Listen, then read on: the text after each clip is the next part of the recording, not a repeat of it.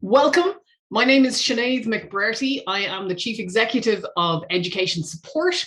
Education Support, I guess you know who we are because you've turned up to this meeting, but you may not know lots about us. So let me just say very quickly, we are the charity for education staff. We focus on the mental health and well-being of anyone working in education in any setting. And we've been in this business since 1877. Not obviously personally since 1877, because that would be rather a long time for anyone, but the organization's been around for that long. And we tend to work at three levels of the education system. So we provide support for individuals. We do that through our free helpline. I'll give you the phone number for that at the end. We also provide financial grants to anyone who's in financial distress, where we can help them by keeping them in their home or in their job. And we create and share as many free resources about mental health and well-being in the education sector as we can do. So that's what we do for individuals. We also then work with workplaces, because we think if we can improve what's happening in education workplaces, that's the best possible way to support as many educators as possible. So we provide employee assistance programs, access to counselling for schools. We provide school resources and policies and templates. We have, if you live in Wales, we have wellbeing advisors who come into schools and work in Wales. And we are currently running a free program for senior leaders, providing 6 sessions of either one-to-one or peer support for school leaders. So if that's you or someone you know and you might be interested, we'll have more information about that as well at the very end or on our website. So supporting individuals, improving workplaces, and the last thing that we do is work on the policy side. We research the mental health and well-being of the education workforce, and we then use what we learn through that research to talk to policymakers and to advocate for change. So by understanding what's happening for the workforce, we think sometimes we can feed that back and say, these are the drivers of poor mental health in the education sector, let's change them. Because the education sector is not a perfect place, you will know that our work is not yet done in this sphere, but we carry on and continue to have conversations. And that's something that we do. And it's important for us to advocate on your behalf as educators in that way. So that is Education Support. Delighted to have you here. And I'm super excited to introduce the lovely Kerry Davies from the Sleep Charity. Kerry is a member of the British Sleep Society. She trained with the Sleep Charity as a children's sleep practitioner. She's also got a breadth of other experience across mental health, care, and health, as well as education settings. So working as a learning disability nurse, but also working with teens at risk of exclusion and various other things besides. But for the last 10 years, she's been working in the space of sleep. And that is the expertise that she's bringing to us here today. So Kerry's going to talk to you for about 45 minutes. And then we'll have time for questions. As questions occur to you, pop them in the chat and I'll be monitoring that. And then I'll be framing the questions that we're going to take at the end of the session. So get your questions in early, and then I'll definitely be asking them when Kerry's ready. And I suppose just to say why we're so excited to be hosting this session, through our research about the health of the education sector, we have found that just over half of education staff are reporting insomnia or sleep difficulties, with closer to 60% of when you get to talk to senior leaders reporting those issues. This compares with 1 in 3 or between 3 and 4 in 10 people in the wider population. So significantly more people working in education experiencing these issues than in the general population. So I think there's something really important for us to learn here. I will now stop talking, Kerry. Everyone will be pleased to know, and I'm going to hand over to you. Welcome. Thank you very much. So, right, I'm going to bring my presentation up so that I've got something to work from. It's always a good place to start. So yeah, my name's Kerry Davies and I am a sleep practitioner, trained in both children and adult sleep, and I've been doing this for 11 years now. I think my bio's a little bit 6 months out of date, I think. So yeah, 11 years I've been in the world of sleep. I'm really excited to share some real kind of fundamental basics around sleep. You'll learn a lot around sleep science, how your sleep works, and also some strategies and tips that you can implement to make changes to your sleep, which for me is the most important part of this workshop. It's about actually making this relatable and you taking things away that's really going to improve your sleep dramatically. So who are the Sleep Charity?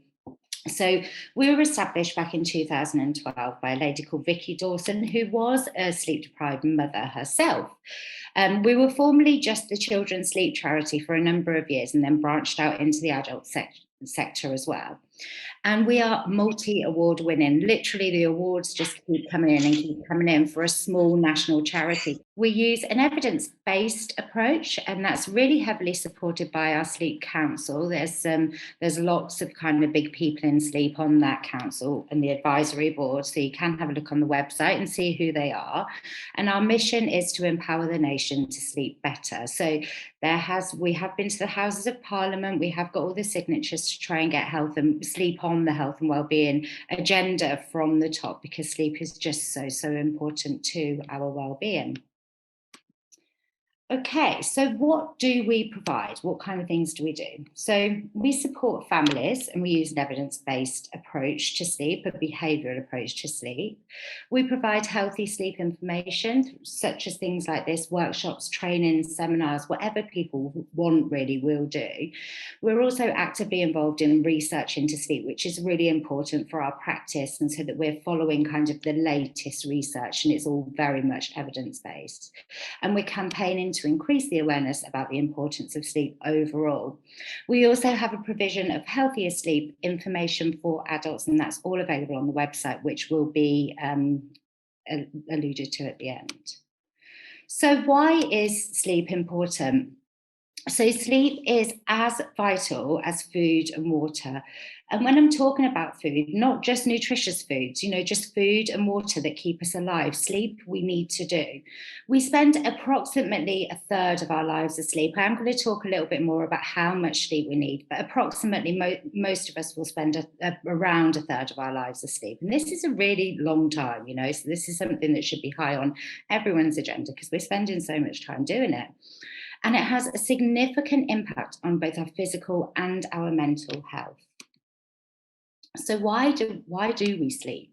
So there's still lots and lots of research into why we sleep and what exactly happens in our sleep. But we've got kind of the research is getting more and more strong, as time goes on.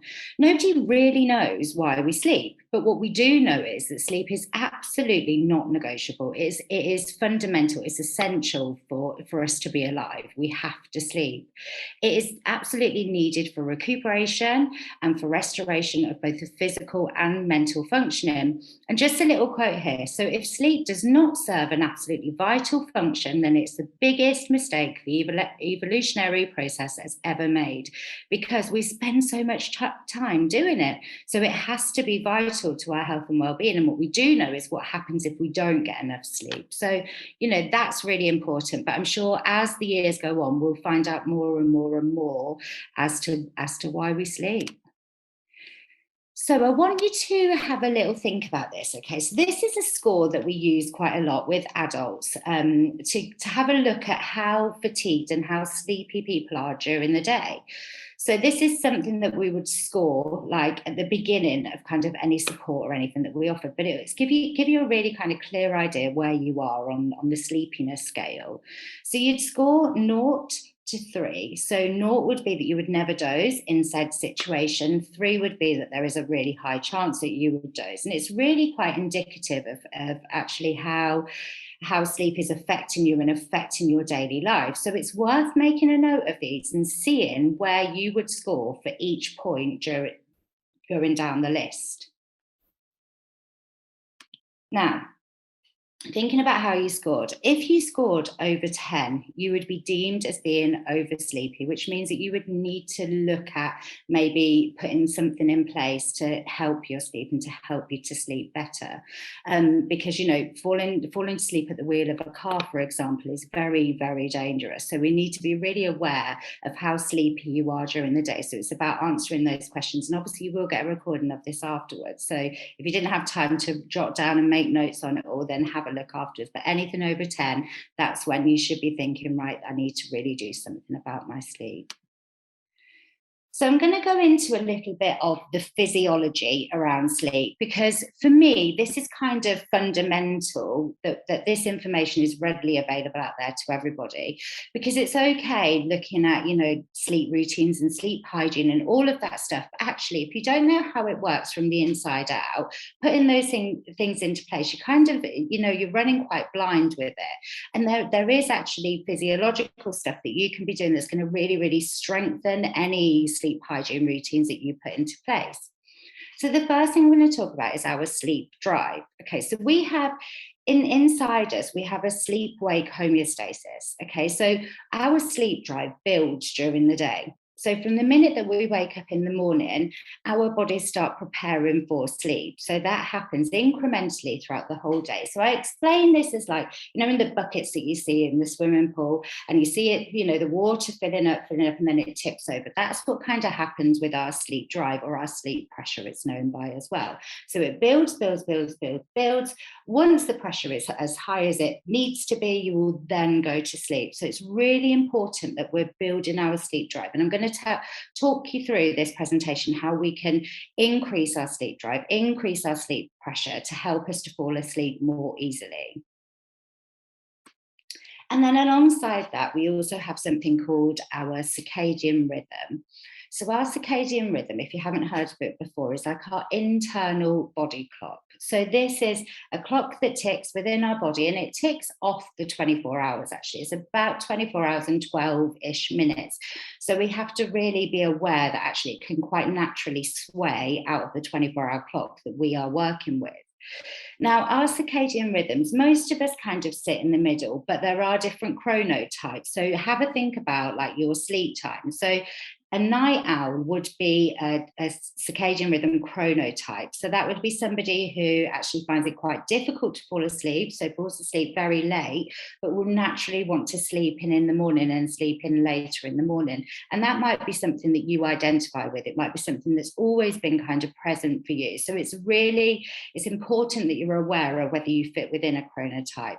And on the opposite end of the scale would be a lark, which is somebody who would naturally fall to sleep much earlier and wake up earlier in the morning. And again, that is a natural thing. So it's something that you've probably identified with for a really, really long period of time.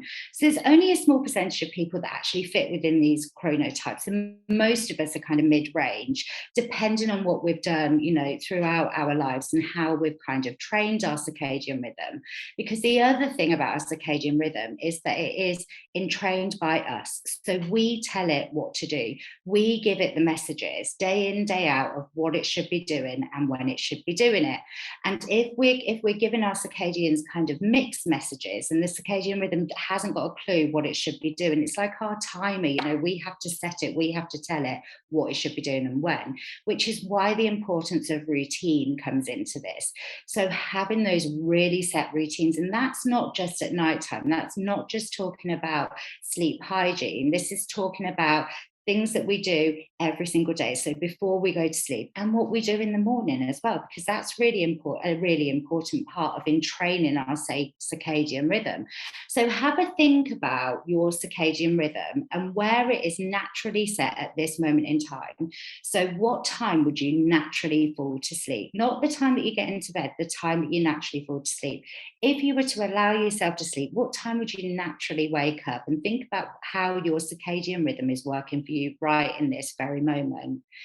Now, once we recognize where our circadian rhythm is, because we have to work with it, not against it. And this is sometimes where we can go wrong with sleep, because we're thinking, right, an ideal bedtime is 11 o'clock. So what I'm going to do is put in lots of sleep hygiene stuff before 11, and then I'm going to go to bed at 11 and I'm going to sleep. Okay, but if your circadian rhythm isn't working on that time schedule, then with all the will in the world, the likeliness is no matter what routine you put into place, your body isn't going to be ready to go to sleep because from a physiological viewpoint, it's set at a different time. Okay, so then we need to factor in darkness and melatonin. So melatonin is our natural sleep hormone that is produced. Our circadian rhythm sends a signal for our melatonin to be produced. Now, one thing that we know that is a huge factor in increasing this production of melatonin is having darkness before bedtime. So about an hour before you're due to fall to sleep, something as simple as dimming the lights can make the world of difference in us being able to then get to sleep. So don't underestimate the power of darkness and dim lights in the hour before going to sleep, because it can be a really, really crucial part of getting back on track, with our sleep. And then the morning time. So the role of light in the morning, I would say in this 11 years, it's become more and more apparent to me actually how much this makes a difference, even in isolation. Okay. So when you wake up in the morning, if your wake up time is set, if you couple up your wake up time with natural daylight, just 4 minutes of natural daylight, you don't need any more than that. But if you want to, you fill your boots, you can have as much as you want. What happens is the light will suppress that melatonin. So it gets rid of that sleep hormone. It kickstarts all our daytime hormones, our cortisol, serotonin, everything that gets us going in the daytime. And the other thing that it does, because it suppresses the melatonin, it kickstarts that sleep drive. So it tells the body, right, start prepping for sleep the following night. So something as simple as just having 4 minutes of daylight, as close to waking up as possible. So it's just having your cup of tea or coffee by the back door, that can make a fundamental difference in your ability to be able to fall asleep the next night and really set that circadian rhythm. Okay, so I've spoken about this. So the circadian rhythm, it's released from the pineal. The melatonin is released from the pineal gland. It's got quite a long way to travel to get out into our brain structure and help us to actually fall asleep. So we have to be really conscious of that. We need to give it time. We need to give it time to flood our bodies to get us ready for sleep and prepped to fall to sleep. And darkness, again, which I've spoken about. So they're the biggest cues. They're the biggest cues. And I can't stress that enough. Having darkness or dimly lit environment before going to sleep and having bright light in the morning. And if for example, you get up at 6, although we're coming into summer months now, so actually, it is quite bright at 6 o'clock, but in winter months, using something like an SAD lamp, that can be as useful as natural daylight. So they really, really can be a useful part in waking us up in the morning and us starting the day, feeling really refreshed. And light is a really common robber of sleep because it suppresses melatonin, as I've already explained. Okay, so this diagram here is called, I'm just going to have a quick drink, the hypnogram. So when I did my training, my first kind of sleep training all those years ago, for me, this was a huge light bulb moment. So for me, this is where I thought, oh my goodness, like my daughter at the time was 2. I understand why she's not sleeping now just by seeing this diagram. So this is how the majority of us will sleep. It will fluctuate from people to people, but generally this is how we sleep. So as you can see, the line on the awake cycle, we drop into our N1, so our stage 1 of sleep. Now, stage 1 of sleep is really light sleep. And often people will jerk, will twitch and kind of wake up. So I would imagine that 100%, all of you have experienced this at some time. So when first drifting off to sleep, you'll jerk, wake yourself up, and then go back to sleep again. Really, really common. And we actually do go back into another period of wakefulness within the first kind of 10, 15 minutes. We then go into our stage 2 sleep. This is still quite light sleep, but the body is now prepping. So it's getting ready for that deep sleep that's next. That's what's coming next. So our stage 3 sleep, our deep sleep or our slow wave sleep, it can be really difficult to be roused from this sleep. And if you are woken up during this sleep, so if any of you've got children, you'll probably recognize this. If you're woken up from this deep sleep cycle, you can feel really disorientated and don't really know what's going on because we're in such a deep sleep. And often people will say, I'm such a light sleeper, I'm such a deep sleeper, but actually it's just the stage of sleep that you're in, and you know, whether or not you're going to easily get disturbed or not. Now, the deep sleep happens, the majority of it happens within the first part of the night. And this sleep is the most restorative sleep of all.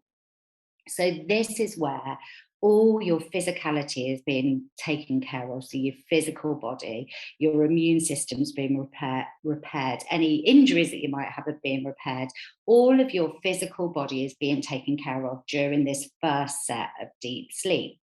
Now, lots of people survive just on deep sleep. There's lots of celebrities, and you can Google them. There's lots of famous people that have been renowned for only sleeping 4 hours a night. And you can survive just on 4 hours of sleep a night because your physical body is taken care of. But where we may struggle is where we're losing out on our REM sleep. So this is our rapid eye movement sleep, our dream sleep. The majority of this occurs in the second part of our sleep cycle. Now, this sleep is where our mental health, our emotional processes, it's like our filing cabinets come into play. So we're filing the stuff that we don't need, we're processing emotions, we're consolidating memories. All of the stuff that takes care of our emotional and our mental health is dealt with during that second part of sleep, that dream sleep. So it's a really, really important part of sleep. So yes, you can survive on less sleep, just getting your deep sleep, but what is going to be affected is your mental health and your emotional health. And with all people I've ever supported in all the years I've been doing this, it is always the dream sleep that's affected. So that's why, in fact, I'm going to leave that because we'll go on to that slide. And I keep doing this, racing ahead of myself, telling you everything. So I'm going to, whoa. Right. The other thing that I do want to point out, though, in this hypnogram, which this was the light bulb moment for me. As you can see, throughout the whole of your sleep cycle, there are moments of wakefulness. Okay, so the whole way along, after the first kind of 3 hours about, there is wakefulness periods. So we all partially wake up when we're asleep. And for the majority of us, we don't even remember it. It's a subconscious thing. It comes from the caveman times. It's an inbuilt safety mechanism. And what we do, we'll wake up, we'll check our environment, we'll check for change, we'll go back to the position that we fell asleep in, and we'll go back to sleep. So that's a little test for you tonight. Think about what position you're in when you first fall asleep, and then check what position you're in when you wake up in the morning, because what you will do every partial wake is go back to the position you're in and then fall back to sleep.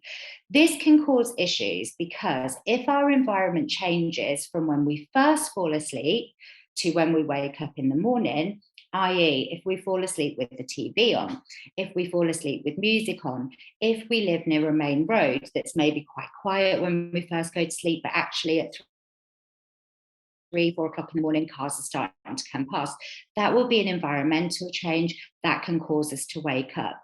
So it's really important, if we've got a partner that snores as well, that's a really common complaint, is having, you know, partners that snore or wriggle about quite a lot in the night, and that can cause us to wake up. So it's really important that we're creating kind of a stable sleep environment. Any questions, please do pop them in the chat. So we experience the different stages in sleep, and we sleep in cycles. So like I say, we have our deep sleep, it's towards the beginning of the night, and our REM sleep is at the end, the second part of the night. Now, each sleep cycle lasts around 90 minutes, and we need to experience all 4 stages of sleep in order to wake up and feel well rested. So a good night's sleep will consist of about 4 or 5 cycles. Disturbed sleep often consists of far fewer than that. And like I say, it's not uncommon for people to just be surviving on that 4 hours of sleep. So what causes poor sleep? And I am going to think about this from an educational kind of viewpoint, because I did teach for a while in a proof for, you know, children that were at risk of exclusion. So I recognise, you know, lots of the issues that you guys might well be facing. So having a lack of routine, like I said, with the circadian rhythm, it's really important that we're telling our bodies what to do and when to do it. The other thing that I want to bring up here is our meal times as well. So where our circadian rhythm controls our sleep-wake cycle, the other thing that it will control is our eating habits as well. So if we are not eating at set times during the day, that can again cause confusion with the circadian rhythm. So for example, I haven't eaten breakfast until around 11 o'clock, and that I haven't done that for years and years. Now my body will never tell me to eat until around 11 o'clock. That's when my stomach will start rumbling. And I'm sure lots of you will be able to relate to this in terms of meal times. If you're someone that gets up and has breakfast quite soon after waking up, your body will be geared and prepping and telling you to do that. So actually bringing a routine in with our daytime eating habits can be really helpful for our circadian rhythm. And it may be that you're working late some nights, so perhaps dinner time is at different times each night. So just pulling that back and trying to have this real focus on having a routine just with bedtime and with our meal times can be really, really useful to help our sleep and really strengthen our circadian rhythms. Stress and anxiety, 100%, is one of the biggest causes for sleep issues. Now, from a physiological viewpoint, cortisol, which is our stress hormone, will override melatonin in the brain. So at times of peak stress, so say you get the call that you've got Ofsted coming in 3 days, your brain is going to go into overdrive. You're going to have stress that is going to override your melatonin, and your sleep is probably going to be quite rubbish. Try not to panic too much because it's a normal response to stress. Okay, so a couple of nights of poor sleep really isn't going to cause you huge issues.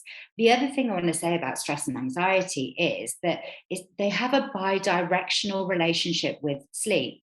So when we sleep less, we are probably more stressed initially, but the other thing is we struggle to manage stress in the same way as we would if we would have had a good night's sleep.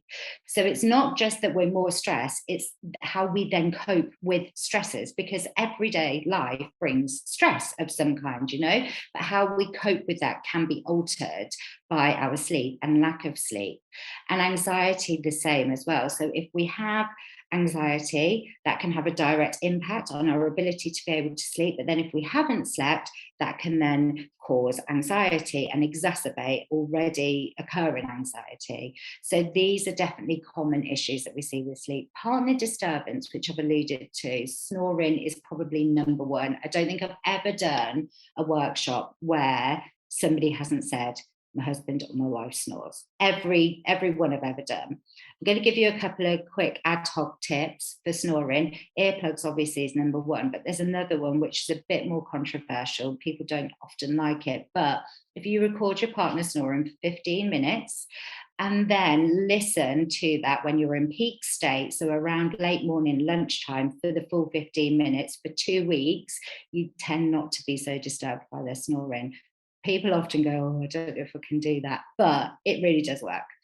Okay, our bedroom environment as well. So we should have a sleep sanctuary, okay? Our bedroom environment should be cozy, should be welcoming, should be everything that we want it to be. We want to go into our bedroom and we want to feel relaxed, okay?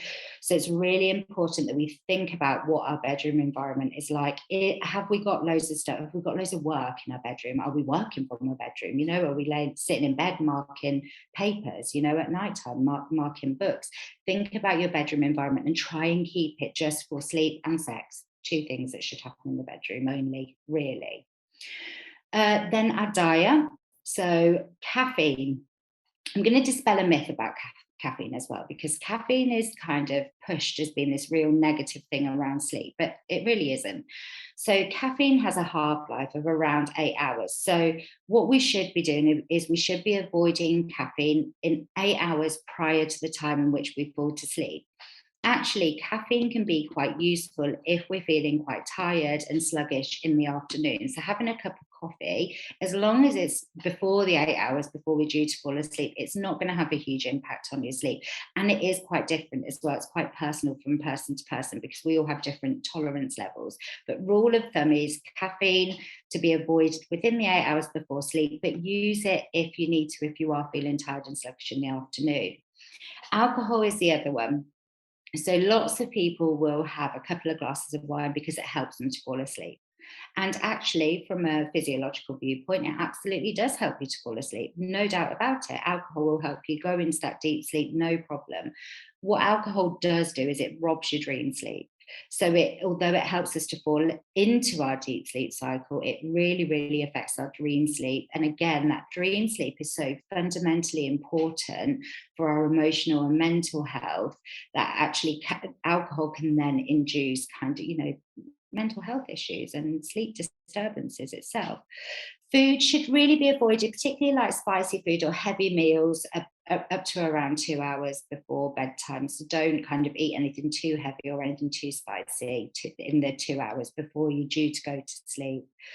Lack of exercise. I always allude back to COVID-19 just because I think that it was one of the big things that I noticed through practice, that actually not moving. So when we were working from home, our micro snacks of movement that we have all day, every day, they were like significantly reduced. So there was lots of people really struggling to then fall to sleep.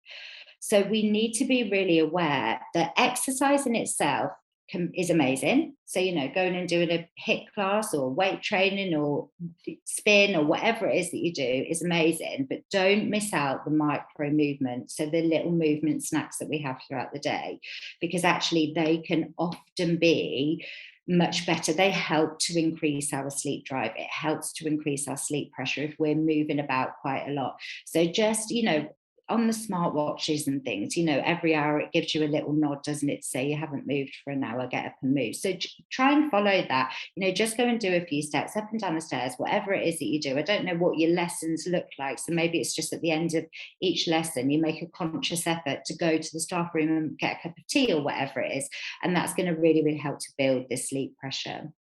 Excessive screen time as well can have a huge impact on sleep, particularly when we're things like social media, falling into those scroll holes that you can do on social media, because it's there to keep you on, like that's the whole purpose. It's designed, the algorithms are designed, like my social media will look completely different to Sinead's social media because they are designed to keep you there and to keep you on it. So actually avoiding things like that in the lead up to bedtime can be really, really useful. And inappropriate napping as well. I'm sure working in a school, you're probably not going to have that much time to be napping, certainly not within school day. But, in the evening, having a nap, at 7 o'clock can have a huge impact on our ability to fall asleep. And napping will kind of rob some of our sleep pressure, take away some of our sleep pressure. Okay, so what does sleep deprivation look like? What does it do? So this was quite enlightening, actually. There was a report done by RAND, I think it was a couple of years ago now, and it came back that the UK economy loses £40 billion a year due to sleep issues. Like, that's an excessive amount of money for the economy to be losing. Someone who sleeps for less than 6 hours per night will take an additional 6 days off work compared to a co-worker that sleeps between 7 to 9 hours. So as you can see, just that hour can make such a difference, to us actually being fit to work. Our productivity is definitely significantly reduced when we haven't had enough sleep, and mental and physical health problems as well as a result of not sleeping have a huge impact on our ability to work. And you guys are working with children and young people and teenagers in schools. It's a demanding job. You want to be top of your game. You want to feel physically and mentally well to be able to manage the stresses that you're going to have in everyday life. So what does it look like? What does it look like on a ground level to us? So from an emotional mental health point of view, the most common things that we see is mood swings, irritability, depression and anxiety. And depression can actually be caused. So where anxiety's got a bidirectional relationship with sleep, it's been researched and proven that depression can be caused through sleep difficulties or insomnia for a long period of time, and stress as well, and our ability to cope with stress, which is what I've already spoken about. And I'm sure lots of you can relate to this.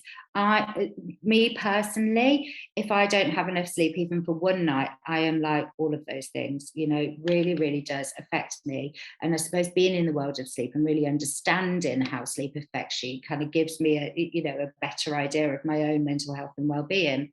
So 4 and 5 long-term poor sleepers will suffer from low mood and are 7 times more likely to feel helpless and 5 times more likely to feel alone. And this categorically 100% is true. People who have insomnia will cancel social events. They won't go to social events. They will avoid seeing families. They definitely feel helpless. I work on the sleep helpline a couple of evenings a week, and it's the same story that I hear over and over again from people. It just takes over and consumes their life. You know, sleep can have such a detrimental impact on everything. And from a physical health perspective, I mean, we're talking long-term sleep deprivation and insomnia here. So I don't want to like panic anyone and say, you know, if you've had a couple of bad nights sleep, these things are going to happen. But it's just thinking about the overall picture. If we're not thinking about our sleep and not prioritizing our sleep, the long-term effects can be that we are at a higher risk of getting heart disease or having a stroke. We're more likely to get Alzheimer's.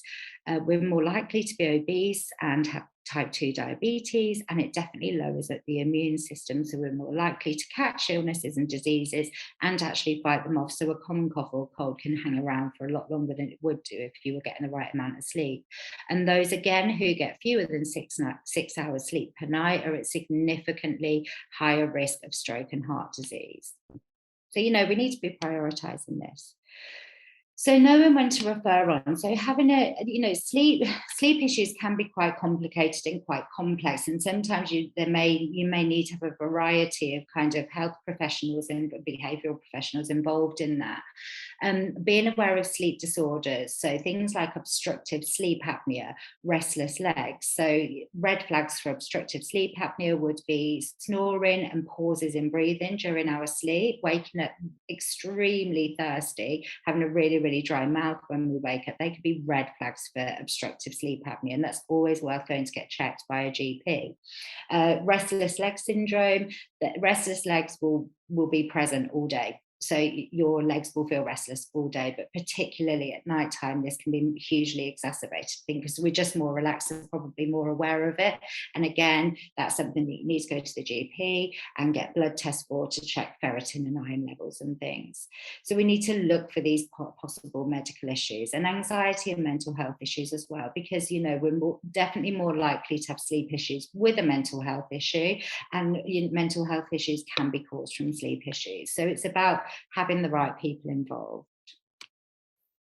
So I'm just going to talk about the myths around sleep. I like this because it's a real dispelling, you know, myth buster. So everyone needs 8 hours of sleep a night, and it's just not true. And so many people strive for that golden 8 hours of sleep. And, you know, maybe sleeping 7 hours and 45 minutes and think I'm still 15 minutes under. Actually, that's not true. So the average sleep needs for an adult is between really 7 and 9 hours. Anything over 9 hours, you'd be thinking maybe there's something going on with the quality of sleep that the person's getting, because you shouldn't really need more than that. But yeah, between 7 and 9 hours. Some people function really well on 6.5 hours sleep, and that's fine. And a way that it was described to me was that the average shoe size for a man here in the UK is a size 8.5. However, does every man in the UK wear a size 8.5 shoe? No, they don't. You know, it wouldn't be possible, would it? So the way that we know if we're getting enough sleep is by how we feel the next day. So really, you know, understanding yourself and your body. Are you waking up feeling refreshed? Are you coping with everyday life perfectly okay? You know, do things seem to flow for you? If that's the case and you're getting 7.5 hours sleep, don't sweat it. That's fine. That's just enough sleep for you. I'm a 7.5 hour person myself. If I sleep more than that, it's generally because I've had a really busy day the day before. So napping in the day is bad. So actually napping in the day isn't always bad, particularly if you haven't got an issue with sleep at night time.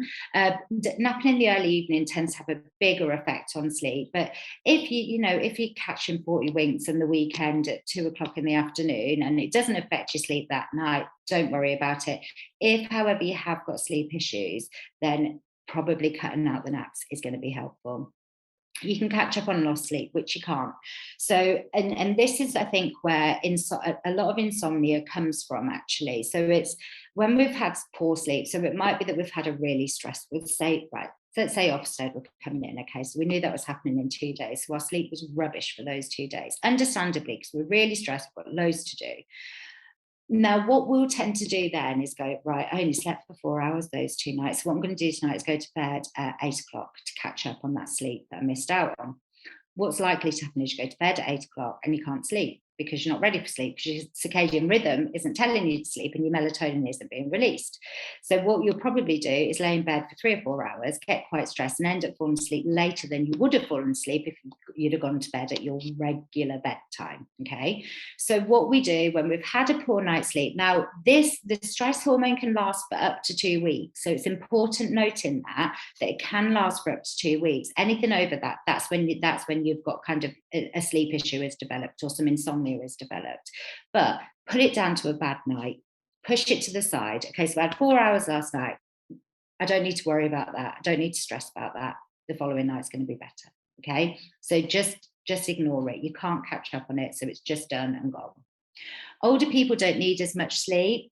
Older people's sleep changes, so they tend to people over the age of 50 tend to have less deep sleep as younger people.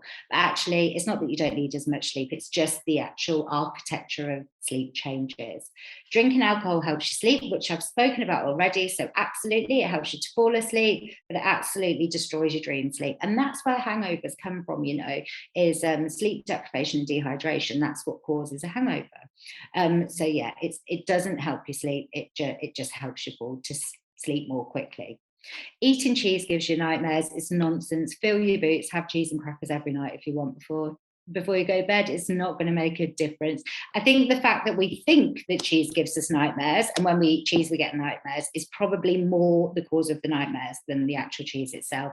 And cheese actually contains something called tryptophan, which is an amino acid that converts to melatonin, so it can actually be quite helpful for sleep. So yeah, eat cheese and crackers, and if you want to. So on to practical tips and strategies, which I think I've already covered some of these, but I'll go over them again. So the very first thing that we need to think about is what is causing your sleep issue. Okay, so what is the cause of it in the first place? So thinking back to the circadian rhythm, okay, this is always the starting place. Okay, this is always where I start from. So really taking note of the time in which you are naturally falling to sleep, the time in which you naturally wake up in the morning. Think about that and work with it, not against it. So if you're not naturally falling asleep until midnight, yet you're going to bed at 10 o'clock every night in the hope that you're going to fall asleep, you're probably spending 2 hours feeling stressed that you're not going to sleep. And actually, it would be much more beneficial to just go to bed at 12 o'clock. Then what you can do is you can bring that bedtime back gradually. So you do it in 15-minute increments every kind of 3 or 4 nights until you get to a more desired kind of sleep time, or that you feel more comfortable with. Exercise during the day. So having some exercise and really planning in those micro movements throughout the day helps to build our sleep pressure, really helps the physiology of sleep, and helps us to be able to fall to sleep. Keeping regular hours for bedtime and wake up time, and this is 7 days a week. And again, this is a place where we'll often not go wrong, because it's not wrong, it's just you just think you're doing the right thing for your body. So it might be that during the week we're only getting 5 hours sleep every night, because our circadian rhythm, we're not going to sleep until 1 o'clock in the morning. We've got to get up at 6 for work. Then at the weekend, what we do is we still go to bed at 1 o'clock in the morning, but maybe get up at 10. This sends really mixed messages to the circadian rhythm, and like I already said, it's so heavily entrained by us that we need to be giving it the same messages 7 days a week. So really keeping that regular sleep wake cycle for the full 7 days a week. Plan a routine in and wind down time the hour before bed. And I'm not going to tell you to go away and do cross stitch or jigsaw puzzles, or that's not where I come from. But it's about having a routine in the hour before, where it says bed. I feel like I want to change that to sleep. So the time you're falling asleep, plan an hour in before with things that you find relaxing. So just because Google says have a bath with lavender You might not find a bath with lavender relaxing. Don't do it. Whatever it is, jigsaw puzzles have made a bit of a comeback actually since lockdown. A jigsaw puzzle is amazing. Any hand-eye coordination activity actually is really good to do in the hour before bed, anything at all. So, you know, even playing a card game or something, you know, I don't know, whatever it is that you find relaxing, reading a book, whatever it is that relaxes you, do that. Crafting, whatever it is, the hour before sleep. Consider the temperature, lighting, noise, and the bed in the bedroom environment. I don't think we place enough emphasis on our beds, actually. And, you know, we'll get the ones that look really nice and make our bedroom look really nice, which is great because we do want a lovely environment, but we want something that's comfortable. We want a mattress that's comfortable because we're spending a third of our lives. So we want to invest in a good mattress. Definitely, that's going to help with sleep. And as I was saying before about the stability of the room, what we want is our rooms, going back to the hypnogram and those partial wake-ins, what we want is a completely stable environment. So we want it to look, sound, smell exactly the same the whole way through the night. So think about this in terms of your bedroom. Think about whether there is anything that's changing, you know, during the night whilst you're sleeping, and then what can you do to change that? So if it's a case that the light beams in, you know, could you wear an eye mask to bed, or do you need to get some blackout blinds, blackout curtains, whatever it is, to keep the room nice and dark during the night? And things like this are often underestimated, but can make a big difference.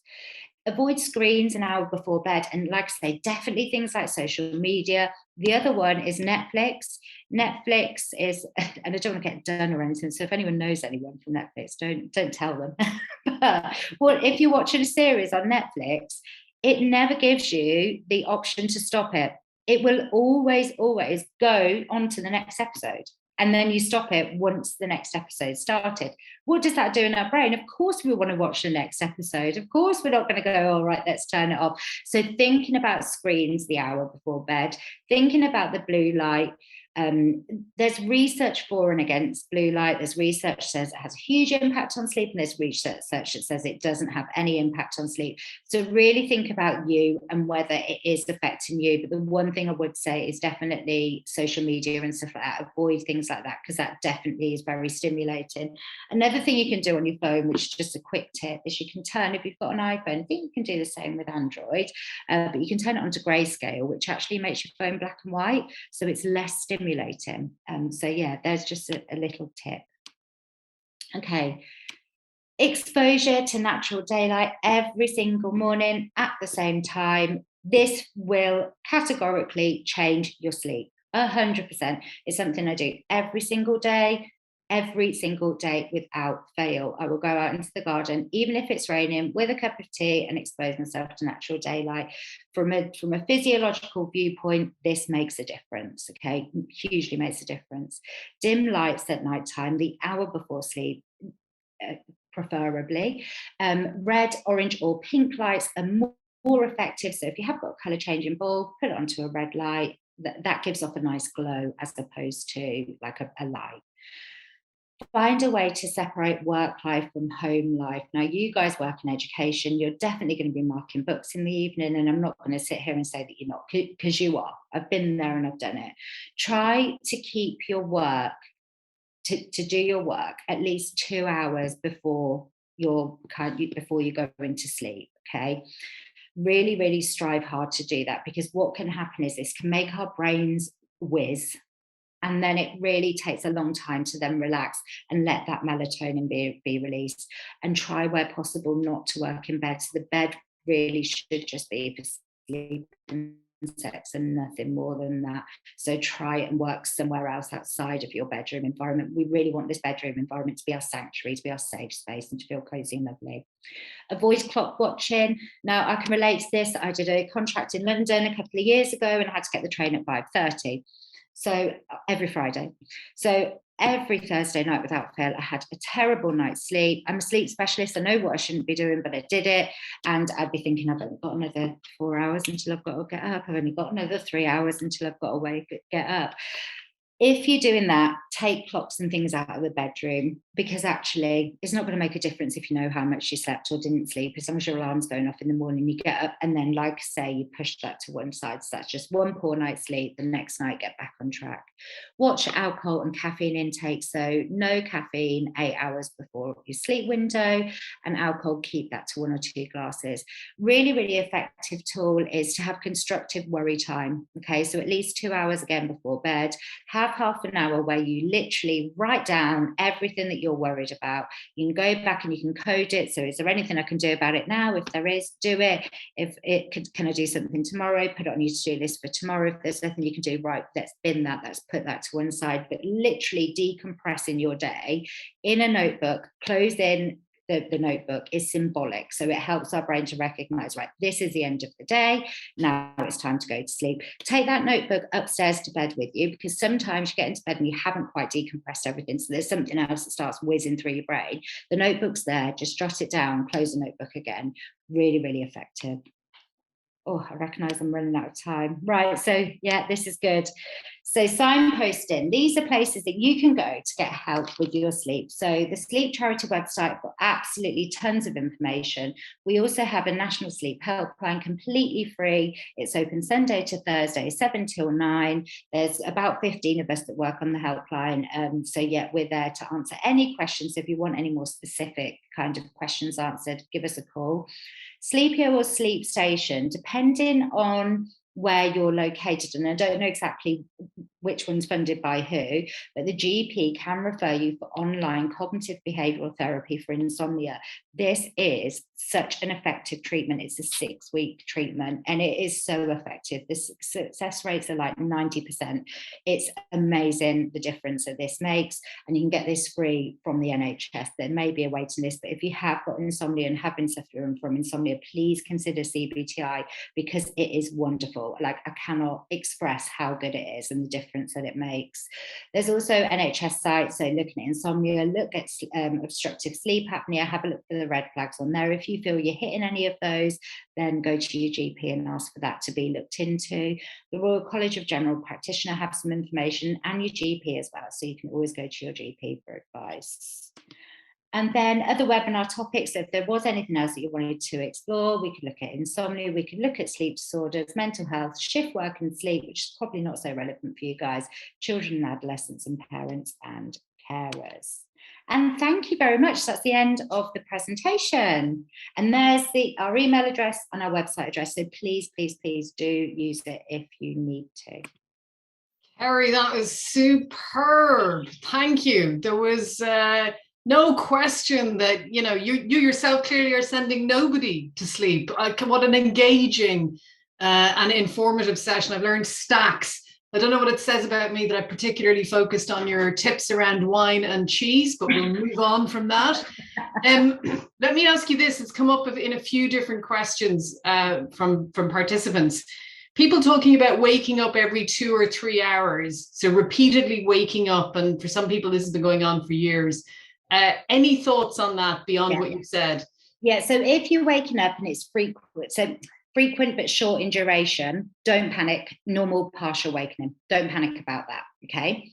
If, however, you're waking up and staying awake for a long period of time, my advice would be after 15 minutes of being awake, roughly. In fact, let's face it, right? If you wake up and you know you're not going back to sleep, you know that when you wake up, if you're going to get back to sleep or if you're not. Give it 5 or 10 minutes. If you're not going back to sleep, take yourself out of your bedroom, go into a different room, do something that you find relaxing. So the same way as you would pre-bed, when you feel tired again, go back to bed, okay? Because what we want to be, the messages we want to be sending to the brain is that the bed is where we sleep. Everything else happens outside of that. Can be a really, really effective way of resolving and reducing those. Brilliant. And what about, and my heart goes out here to colleagues in this situation, those with small children, anyone who's been there feels the pain. What can you do to maintain a half decent sleep pattern if you've got young kids? Really hard, because really it's the children's sleep that you need to resolve first. So it is, and because this is an adult-based webinar, sure, the children, it's a little bit different. But going back to that hypnogram, okay, because I've worked with children for longer than I can remember.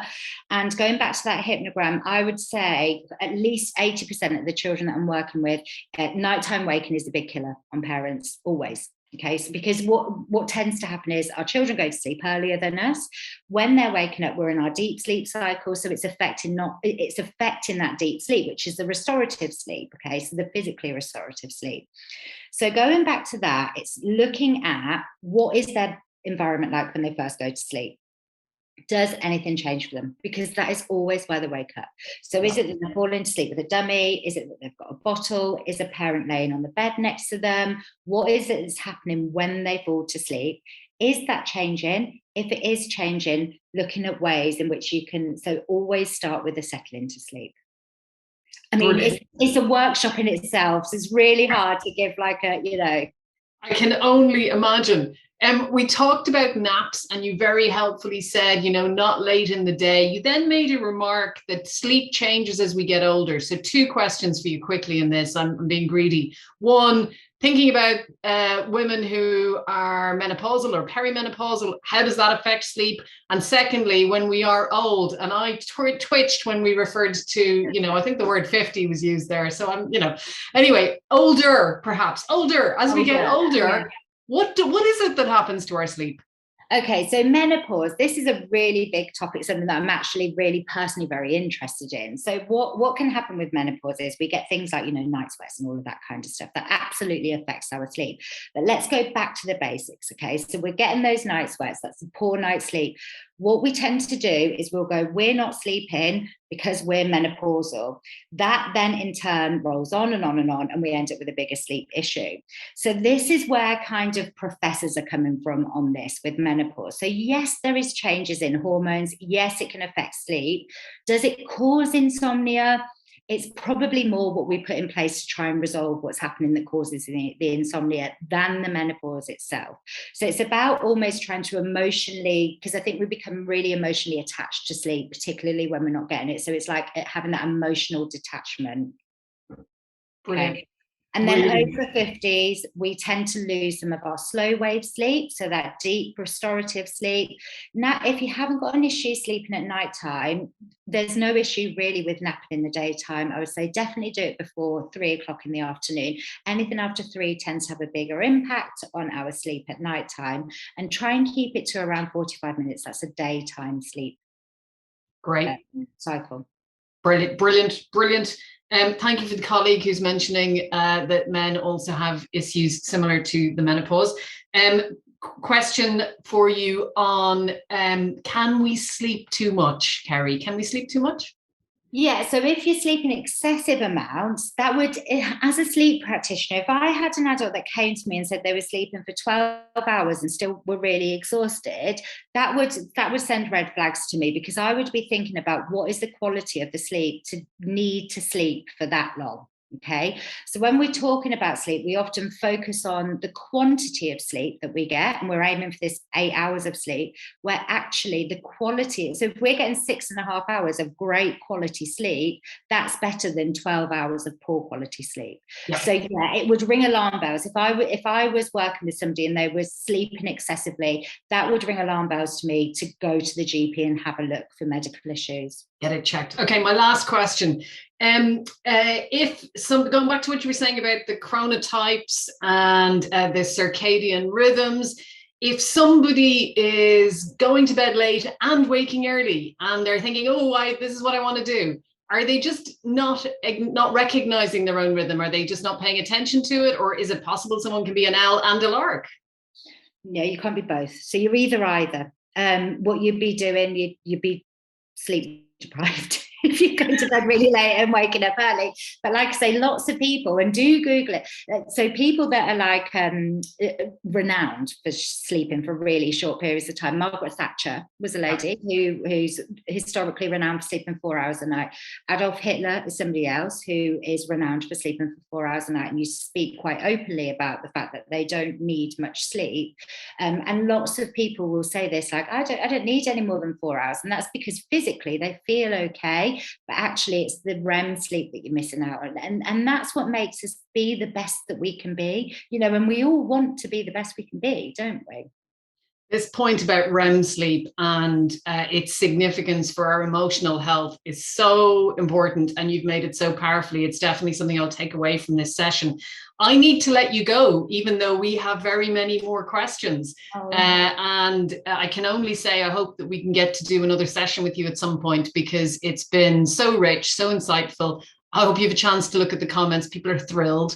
And are going away armed with really practical tips on what to do. So, Kerry, thank you so much. We absolutely appreciate it. And yeah, what a great session. Thank you for having me. It's been an absolute battle. I mean, I love talking about sleep. It is my passion, if that didn't come across. But yeah, it makes such a difference. So yeah, I'm glad everyone enjoyed it. Fantastic. Well, there were 150 people in the room, so you know you're going to have affected a lot of people's evenings. I'm going to go take the ironing and all of the broken things out of my bedroom, which are waiting to be repaired. So look at that. Look after yourselves, everybody. Thanks a million for attending. Thank you to colleagues at Education Support for all the organisation. Everyone, we wish you a good night's sleep. Take care. Good night.